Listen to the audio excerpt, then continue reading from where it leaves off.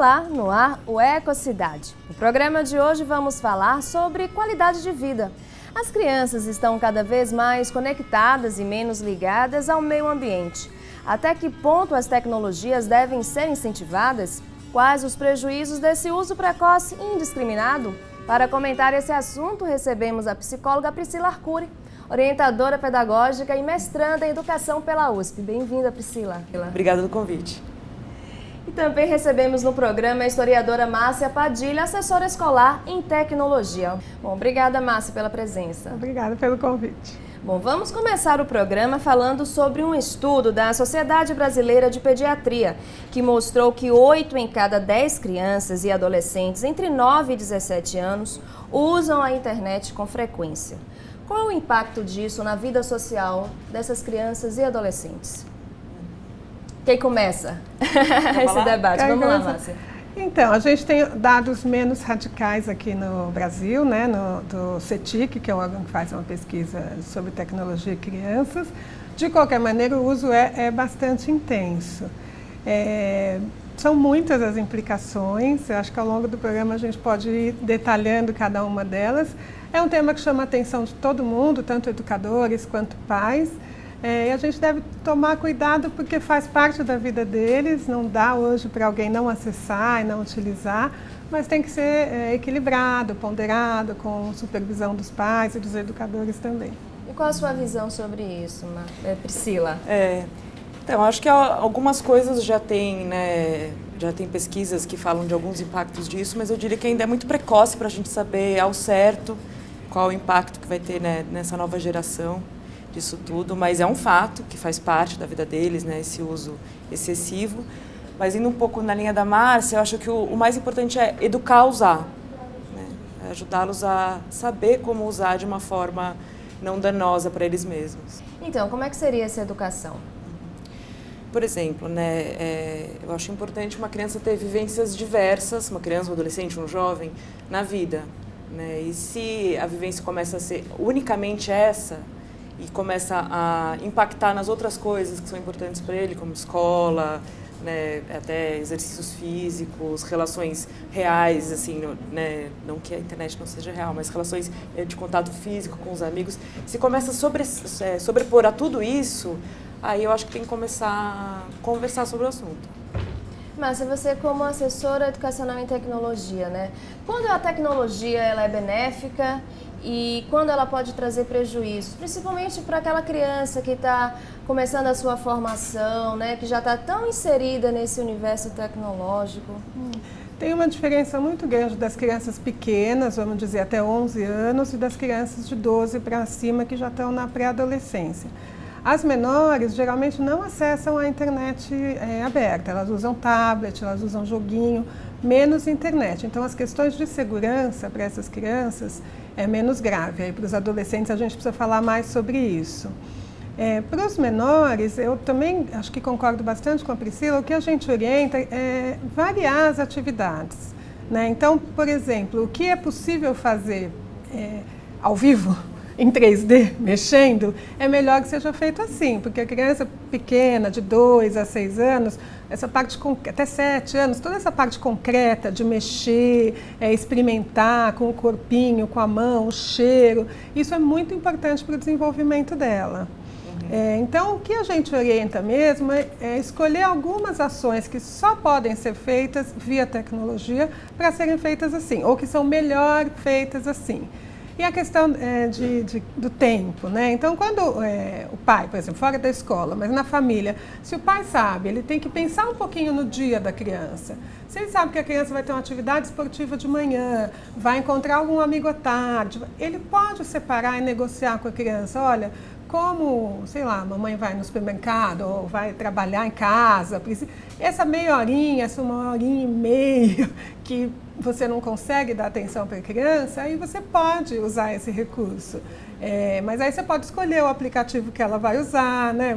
Eu vejo as meninas, por exemplo, muito tempo assistindo programas de maquiagem.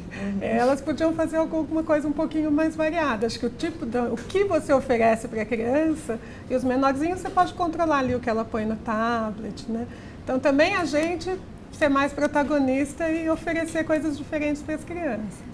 Márcia, você falou em atenção, né? Será que a gente pode dizer que os pais estão dando menos atenção aos filhos ou acabam, às vezes, como você mesmo acabou de explicar, aquele momento que, né, vai fazer alguma coisa, não vai poder ficar com o filho, acaba induzindo a esse uso excessivo dos aparelhos digitais, eletrônicos, enfim? O que é que vocês acham disso? Está faltando mais atenção por parte dos pais? Olha, eu arriscaria dizer que acho que essa questão de como dar atenção, né, e conseguir coordenar a sua rotina de um jeito que você consiga trabalhar, dar atenção para o filho, escutar o filho, saber o que está acontecendo, acho que isso é uma questão humana, né, e a tecnologia só vem como mais um adereço que cabe nesse vácuo aí, né, que existe. E não acho que sendo bem pensado e bem escolhido, como a Márcia falou, né, você sendo protagonista do que você quer que seu filho entre em contato, não acho que isso faz os pais terem mais ou menos atenção. Não acho que é por aí que passa. Para vocês, existe uma idade ideal para as crianças começarem esse contato com os aparelhos eletrônicos? Há um limite, né, para se iniciar? Eu acho que quanto mais puder adiar, melhor. E acho que equilibrar a questão do tempo, né? As crianças, como nós, a gente tem uma tendência à adição, né? Se você deixar com uma criança ela tem a questão do desejo muito mais forte, né? Muito menos controlado que o nosso. Deixar uma criança ali o dia inteiro, ela não tem como se autocontrolar, né? Como ela não tem como se autocontrolar com doce, com outro tipo de coisa. Então é importante, acho que adiar e menos tempo para os pequenininhos, né? A criança tem que brincar, joga no chão, põe tampa de panela, põe caixinha de fósforo. É isso que eu acho que é isso que criança tem que fazer. Acho a tecnologia legal, que é programas de música, pianinho no tablet, de musicalização. Atividades que também desenvolvam, né, o lado cognitivo das crianças. Por exemplo, recentemente eu fui fazer uma matéria sobre um evento que estava promovendo brincadeiras de rua para as crianças. E crianças de 11, 12 anos que nunca tinham pulado corda, não tinham contato. Acaba causando também você acaba perdendo um pouco esse lado infantil, né, das brincadeiras. Vocês acham que acontece isso? Que esse lado prejudicial é proporcionado pelo uso excessivo da tecnologia? Eu diria que sim, né? Acho que o que a Márcia trouxe da facilidade da criança, né, se deixar levar pelo desejo, né, e ter uma adicção aí, né, com esse tipo de aparelho é maior do que a nossa. A gente já fica como adulto, né? Às vezes fica lá, a gente tem que se controlar, para a criança isso é mais difícil mesmo. Então, acho que tem que ser pensado e ponderado. Tem uma questão da cidade, né? Já que a gente está aqui pensando no tema. Fora isso, né? A gente tem uma cidade organizada para os espaços privados. A gente tem poucos espaços públicos na cidade e ainda é uma cidade, a gente chama de adultocêntrica, né? Muito focada no adulto. Então, é difícil você encontrar um lugar que a família vá e que tenha uma adequação, um espaço para a criança, ou que o barulho da criança seja bem-vindo, o movimento da criança seja bem-vindo, né? Então, assim, é muito, assim, falta opção. Porque também se a criança não tiver um espaço para extravasar toda a energia, fica difícil. Falta opção para as famílias numa cidade como São Paulo, né, de um espaço que seja misto para adulto e para criança. Então, uma cena muito comum é no restaurante, né, as crianças com o tablet, porque assim, mas não é muito comum um restaurante que tem um parquinho do lado ali, sabe? Um espaço que a criança possa... Então, também a cidade tem que ser educadora, né? A gente fala muito isso de cidade educadora. Eu acho muito estranho que os donos de restaurante poderiam fazer mais espaços simples, um papel, um giz de cera na mesa mesmo. Tem restaurante que tem e muda a dinâmica, né? Com certeza. Porque os pais também têm pouco tempo para ficar um pouquinho curtindo, conversando. Aí você vai tomar uma cervejinha, vai encontrar um amigo, joga mesmo o filho para o tablet. E pode não ser legal para a criança porque ela também está deixando de usufruir aquele espaço público, né? A não ser quando você vai numa praça, mas aí é para a criança. Esse espaço de convívio adulto e criança, porque é tão pouco tempo que a gente tem para lazer, né? Quem trabalha o dia inteiro e tal. E esse espaço misto de convívio, né, adulto, criança, interidades, ele é pouco na cidade. Então, as crianças ficam muito restritas a espaços fechados, né? Aí complica mesmo. É uma luta, na verdade é uma luta. E os pais, assim, é muito exigente para os pais tomar conta desse tema sozinhos. Porque é o que ela falou, a sociedade está organizada esquecendo as crianças. É super interessante você estar falando, Márcia, porque acho que muitas vezes, né, pais que acabam usando esses aparelhos como babás eletrônicas mesmo, né, deixando ali para conseguir ter o seu horário de lazer, às vezes nem é por opção, às vezes é por falta de escolha mesmo, né? Então é isso que você está falando. Enfim, eu até estudo isso no meu mestrado, na verdade, né, estudo Sociologia da Infância, que fala isso, né, que a criança não é vista como uma categoria social, né? Ninguém pensa pelas crianças, os adultos que pensam pelas crianças. Né, elas não têm espaço como elas mesmas. Então é isso, é tudo a sociedade feita, essa que não é, isso que não tem específico da criança é feita tudo para adulto, né, e elas ficam à mercê disso. Bom, a gente vai para um rápido intervalo, daqui a pouco a gente continua falando mais sobre o uso da tecnologia pelas crianças. Não saia daí, o Ecocidade volta já já.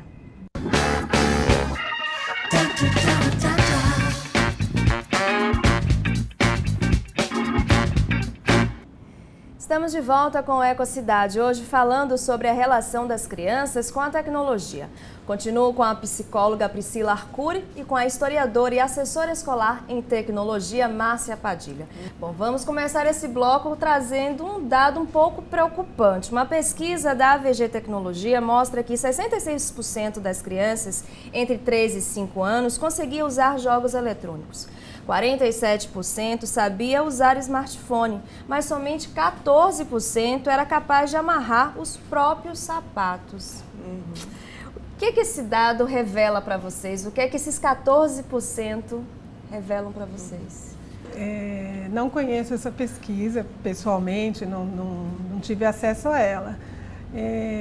Acho que a gente tem que tomar muito cuidado com as pesquisas, porque assim, é normal essa idade, as crianças não sabem amarrar o sapato ainda, porque é um controle motor muito fino. Então é normal que elas não saibam fazer isso. Por que elas conseguem mexer nos tablets? Porque é muito simples, é só arrastar o dedinho. Agora, o que elas conseguem fazer no tablet, a gente também, eu não tenho a informação pela pesquisa. O que eu vejo que a pesquisa traz é essa preocupação mesmo, né, que a gente tem com esse uso excessivo, e a gente sabe que as crianças perdem coisas ao usar demais a tecnologia, né? Então, acho que eu vou deixar, não vou comentar a especificidade da pesquisa, porque eu não consegui entender o contexto.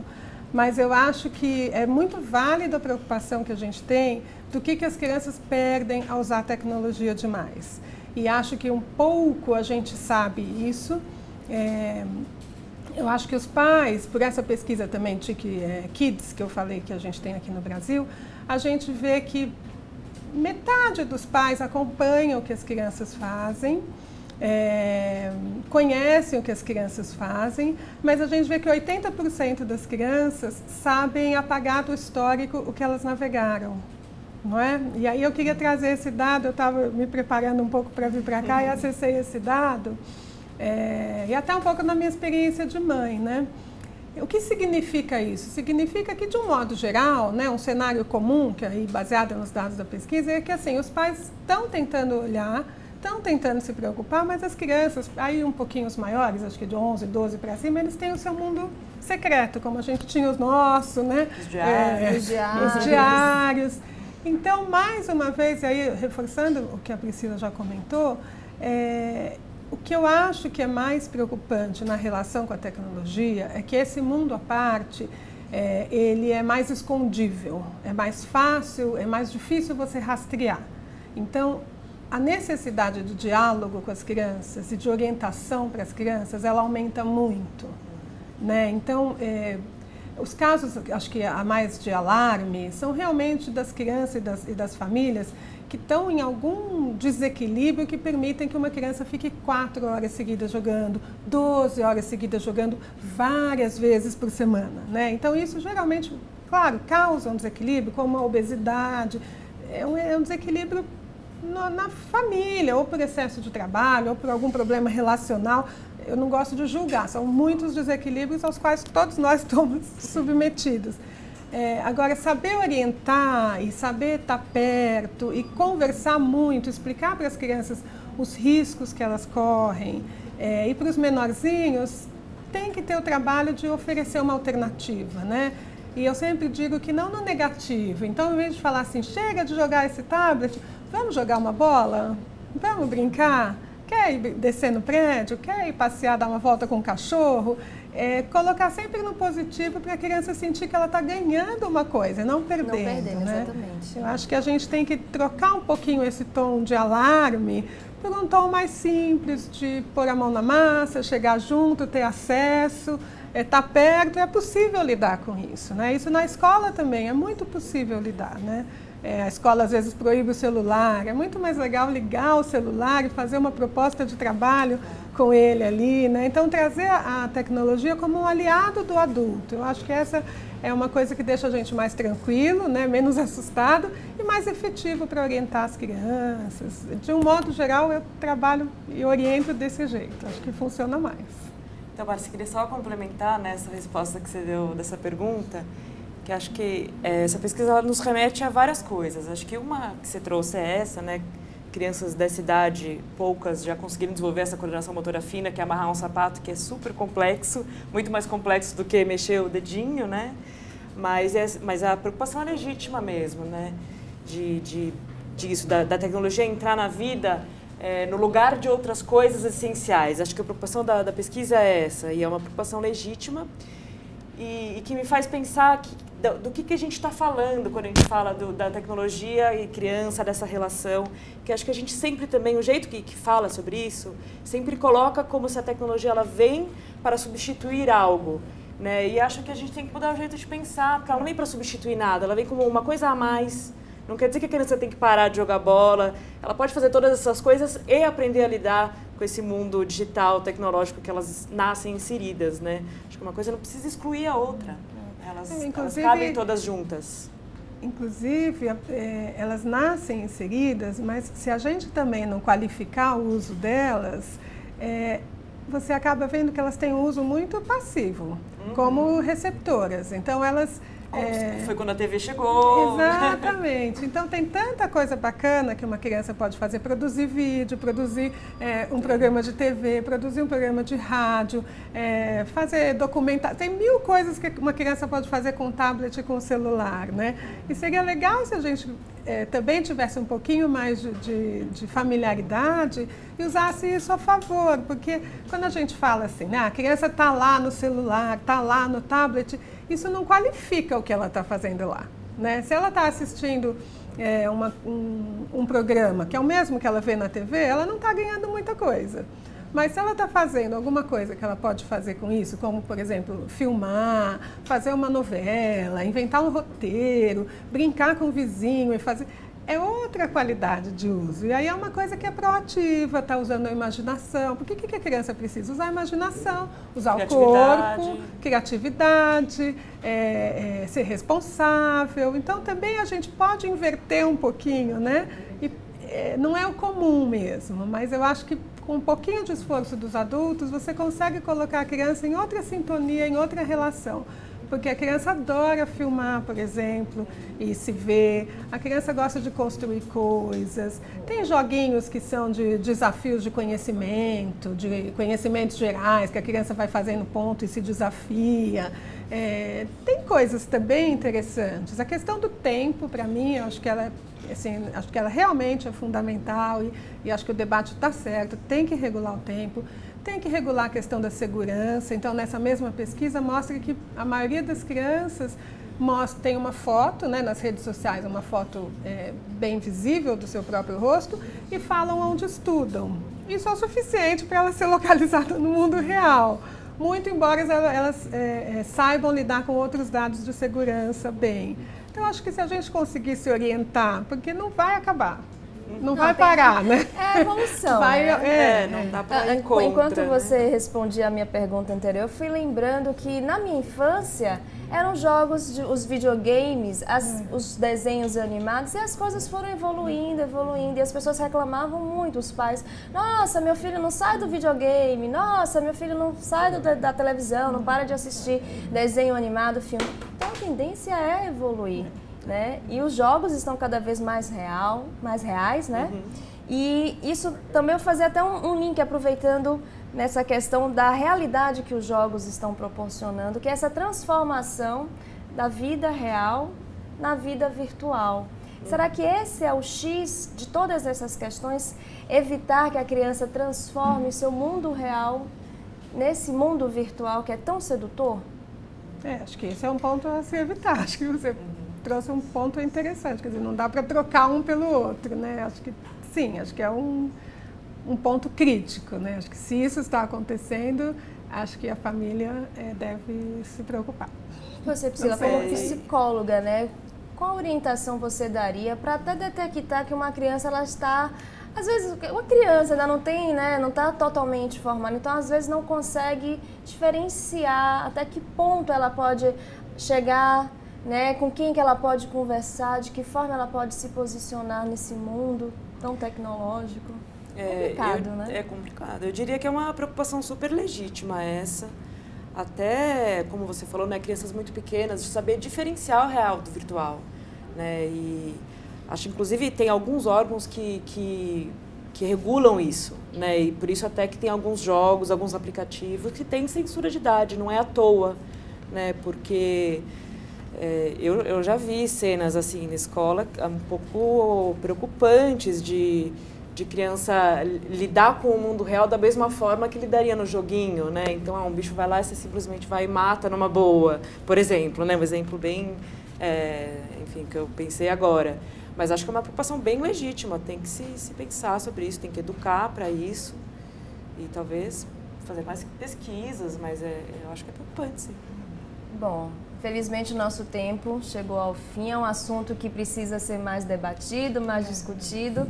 Quero agradecer muito a participação de vocês. Priscila, deixa um contato pra gente. Posso deixar meu e-mail, priscilaarcuri@gmail.com. Muito obrigada. Márcia? Também posso deixar meu e-mail, marciapadilha, tudo junto, @criamundi.net. Bom, e o Ecocidade de hoje fica por aqui, mas você pode sugerir um assunto para discutirmos no próximo programa. O nosso e-mail é tv@câmara.sp.gov.br. Até a próxima semana. TV Câmara São Paulo, informação para a cidadania.